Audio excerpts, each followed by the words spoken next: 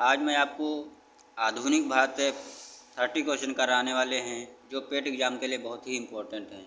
तो आइए स्टार्ट करते हैं। निम्नलिखित में से कौन सी प्रणाली भारत में ब्रिटिश शासन के दौरान भूमि राजस्व प्रणाली से संबंधित नहीं थी?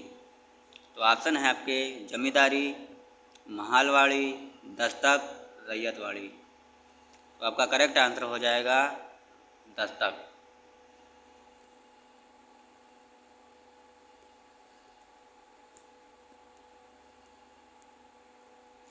तो अब बात करते हैं दस्तक। दस्तक प्रणाली भारत में ब्रिटिश शासन के दौरान भूमि राजस्व प्रणाली से संबंधित नहीं थी। दस्तक प्रणाली से अभिप्राय एक ऐसे आज्ञा पत्र से था जो ईस्ट इंडिया कंपनी अपने माल को विभिन्न जगहों पर ले जाने हेतु जारी करती थी, जबकि जमींदारी, रैयतवाड़ी तथा महालवाड़ी ब्रिटिश शासनकाल के दौरान प्रचलित भू राजस्व प्रणाली थी। नेक्स्ट क्वेश्चन है, किस गवर्नर जनरल ने यह फैसला किया कि बहादुर शाह जफर अंतिम मुगल सम्राट होंगे और उनकी मृत्यु के बाद किसी वंशज को राजा के रूप में मान्यता नहीं दी जाएगी? तो ऑप्शन है Warren Hasting, Lord Cornwallis, Lord Canning, Lord Irwin. तो आपका सही आंसर हो जाएगा सी, लॉर्ड कैनिंग। अब लॉर्ड कैनिंग आया है तो इसके बारे में जान लेते हैं। लॉर्ड कैनिंग 1856 से 62 ने 1857 की क्रांति के बाद यह फैसला किया कि बहादुर शाह जफर अंतिम मुगल सम्राट होंगे व उनकी मृत्यु के बाद किसी मुगल वंशज को राजा के रूप में मान्यता नहीं दी जाएगी।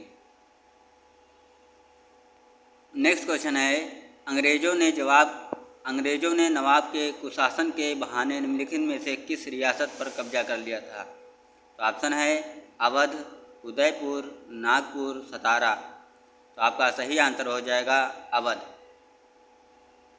अब अवध आया है तो उसके बारे में जान लेते हैं। अंग्रेजों ने नवाब के कुशासन के बहाने अवध रियासत पर कब्जा कर लिया था। उस समय वाजिद अली शाह 1847 से 56 अवध का शासक था। इसके शासनकाल में ही वर्ष 1856 में अवध का ब्रिटिश साम्राज्य में विलय कर लिया गया था। इसके विलय का मुख्य कारण उसकी उपजाऊ भूमि थी। नेक्स्ट क्वेश्चन है, ईस्ट इंडिया कंपनी ने किस वर्ष कलकत्ता में सर्वोच्च न्यायालय की स्थापना की थी? तो ऑप्शन है 1757, 1765, 1773, 1792। तो आपका आंसर हो जाएगा 1773। तो हम बात कर लेते हैं 1773 क्या था।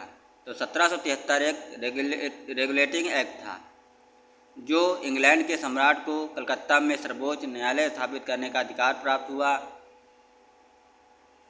सम्राट जॉर्ज सेकेंड ने 26 जुलाई 1774 को चार्टर एक्ट जारी कर कलकत्ता में सर्वोच्च न्यायालय की स्थापना की।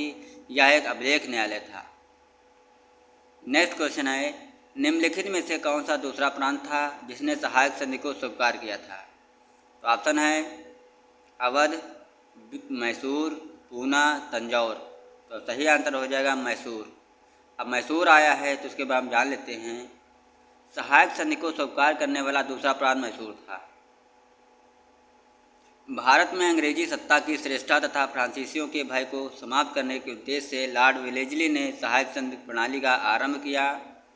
इस संधि को स्वीकार करने वाले राज्यों के वैदेशिक संबंध अंग्रेजी राज्य के अधीन हो गए थे, लेकिन उनके आंतरिक मामलों में हस्तक्षेप नहीं किया जाता था। सहायक संधि प्रणाली को स्वीकार करने वाला प्रथम राज्य हैदराबाद तथा दूसरा राज्य मैसूर था, जो 1799 में हुआ था।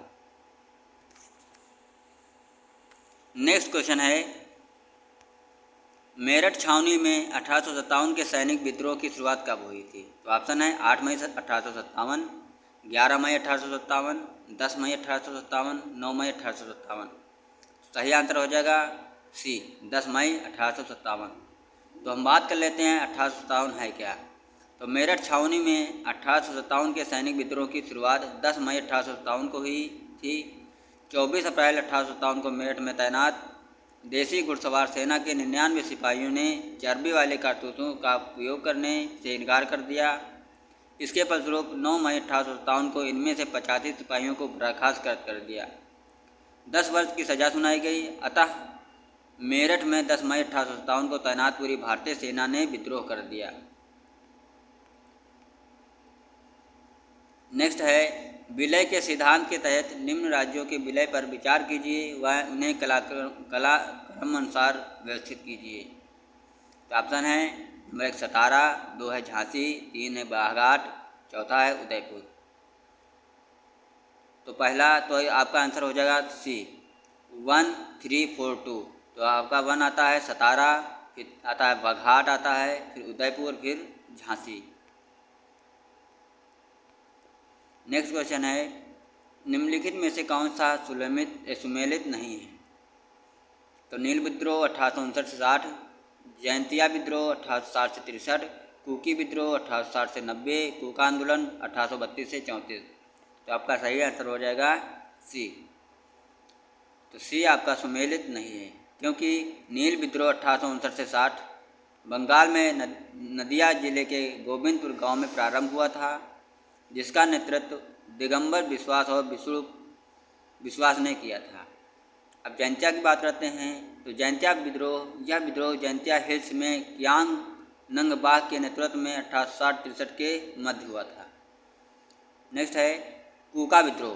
तो मणिपुर एवं त्रिपुरा में ब्रिटिश औपनिवेशिक नीतियों के कारण हुआ था। नेक्स्ट है कुका विद्रोह, पंजाब में 1860-70 के मध्य हुआ था, जिसका नेतृत्व भगत वाहद मल बालक सिंह तथा राम सिंह कुका ने किया था।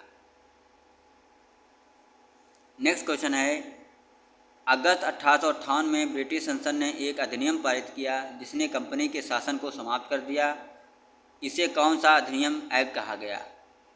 तो ऑप्शन है काजिस अधिनियम, भारत सरकार अधिनियम। तो आंसर हो जाएगा आपका भारत सरकार अधिनियम। नेक्स्ट क्वेश्चन है, भारत में वित्तीय विकेंद्रीकरण किसने प्रारंभ किया था। तो ऑप्शन है Lord Ripon, Lord Dalhousie, Lord Metcalfe, Lord Mayo. तो आपका सही आंसर हो जाएगा लॉर्ड मेयो, डी। अब लॉर्ड मेयो की बात आई तो थोड़ा बात कर लेते हैं। भारत में वित्त विकेंद्रीकरण की प्रक्रिया लॉर्ड मेयो द्वारा प्रारंभ की गई। लॉर्ड मेयो भारत के चौथे वायसराय थे। कोई पूछ लेता है कि लॉर्ड मेयो कौन थे, तो लॉर्ड मेयो भारत के चौथे वायसराय थे। वे 12 जनवरी 1869 से 8 फरवरी 1872 तक भारत के वायसराय रहे। उन्होंने वित्त विकेंद्रीकरण की व्यवस्था शुरू की और विदेश नीति में हस्तक्षेप न करने की नीति अपनाई। ये भी पूछा जा सकता है कि विदेशी नीति के हस्तक्षेप न करने की नीति कौन अपनाया। तो लॉर्ड मेयो ने। नेक्स्ट है, गदर पार्टी से निम्नलिखित में से कौन संबंधित नहीं थे। तो आंसर है ऑप्शन है लाला हरदयाल, पंडित रामचंद्र, बरकत उल्लाह, खुदीराम बोस। तो आंसर हो जाएगा आंसर खुदीराम बोस। खुदीराम बोस गदर पार्टी से संबंधित नहीं थे। 1 नवंबर 1913 को लाला हरदयाल के नेतृत्व में सैन फ्रांसिस्को यूएसए में गदर पार्टी की स्थापना की गई थी। इसके प्रमुख सदस्य पंडित रामचंद्र, बरकत उल्लाह, सोहन सिंह भाखना व काशीराम आदि थे। नेक्स्ट क्वेश्चन है, बनारस हिंदू विश्वविद्यालय की स्थापना किसने की। तो ऑप्शन है सर सैयद मोहम्मद, पंडित मदन मोहन मालवीय, जवाहरलाल नेहरू, बाल गंगाधर तिलक। तो सही आंसर हो जाएगा पंडित मदन मोहन मालवीय। तो इनकी बात कर लेते हैं। बनारस हिंदू विश्वविद्यालय की स्थापना वर्ष 1916 में महामना पंडित मदन मोहन मालवीय द्वारा बसंत पंचमी के दिन की गई थी। इस विद्यालय के मूल में डॉक्टर एनी बेसेंट द्वारा स्थापित व संचालित सेंट्रल हिंदू कॉलेज की प्रमुख भूमिका थी। नेक्स्ट है, कांग्रेस की प्रथम महिला अध्यक्ष कौन थी। तो ऑप्शन है सरोजिनी नायडू, विजया लक्ष्मी पंडित, एनी बेसेंट, मैडम भिखाजी कामा। सही आंसर हो जाएगा सी एनी बेसेंट। तो पढ़ लेते हैं। भारतीय राष्ट्रीय कांग्रेस की प्रथम महिला अध्यक्ष एनी बेसेंट थी। इन्होंने वर्ष 1917 में कलकत्ता में हुए भारतीय राष्ट्रीय कांग्रेस के 33वें अधिवेशन की अध्यक्षता की थी। नेक्स्ट है, वर्ष 1928 में भारत में आए उस कमीशन का नाम बताइए जिसका उद्देश्य भारत की संवैधानिक व्यवस्था में सुधार करना था। तो ऑप्शन है Rowlatt Act, Pitt's India Act, Bengal विभाजन, साइमन कमीशन। तो सही आंसर हो जाएगा D Simon Commission. Simon Commission 3 फरवरी 1928 को भारत आया था। इस कमीशन का उद्देश्य भारत की संवैधानिक व्यवस्था को सुधार करना था। इसे वाटरमैन कमीशन भी कहते हैं। नेक्स्ट है, वर्ष 1878 में ब्रिटिश भारत में निम्न में कौन सी एक्ट अधिनियम किया गया था? तो ऑप्शन है भारतीय संविदा अधिनियम, ईस्ट इंडिया शेयर लाभांश प्रतिदान अधिनियम, देसी प्रेस अधिनियम, संपत्ति अंतरण अधिनियम। तो आंसर हो जाएगा सी, देसी प्रेस अधिनियम। तो देसी प्रेस अधिनियम है क्या, पढ़ लेते हैं। तो मार्च 1878 में लॉर्ड लिंटन द्वारा भारतीय समाचार पत्र अधिनियम देसी प्रेस अधिनियम पारित किया गया। इस एक्ट के तहत भारतीय समाचार पत्रों पर कठोर प्रतिबंध लगा दिए गए। इस अधिनियम में यह प्रावधान या यदि किसी अखबार में कोई आपत्तिजनक सूचना छपती है तो सरकार उसका प्रिंटिंग प्रेस जब्त कर ले सकती है। नेक्स्ट क्वेश्चन है, स्वदेशी आंदोलन से प्रेरित होकर किसने कहा भारत माता की अपनी प्रसिद्ध छवि की चित्रित किया, जिसमें उन्हें एक तपस्विनी आकृति के रूप में चित्रित किया गया है? ऑप्शन है अवनीनंदनाथ टैगोर, ज्योतिनाथ टैगोर, द्विजेंद्रनाथ टैगोर, सत्येंद्रनाथ टैगोर। तो ऑप्शन है अवनींद्रनाथ टैगोर ने स्वदेशी आंदोलन से प्रेरित होकर भारत माता की प्रसिद्ध काव्य का चित्रण किया, जिसमें उन्हें एक तपस्विनी की आकृति के रूप में चित्रित किया गया था। Tagore Indian society of oriental art के प्रमुख चित्रकार और संस्थापक थे।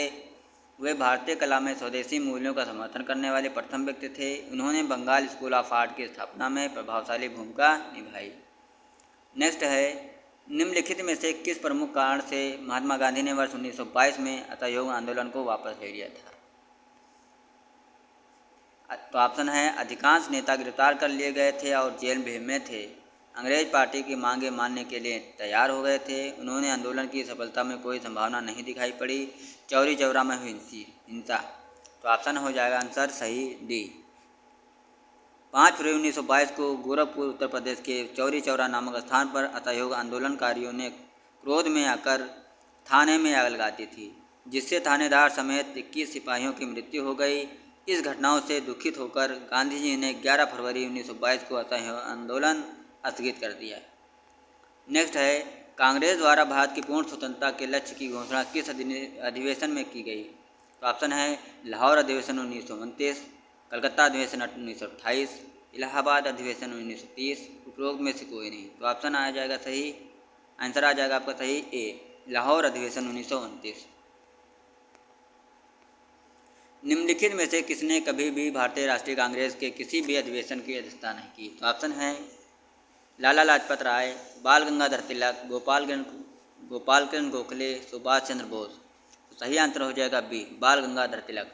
बाल गंगाधर तिलक ने कभी भी भारतीय राष्ट्रीय कांग्रेस के किसी भी अधिवेशन की अध्यक्षता नहीं की।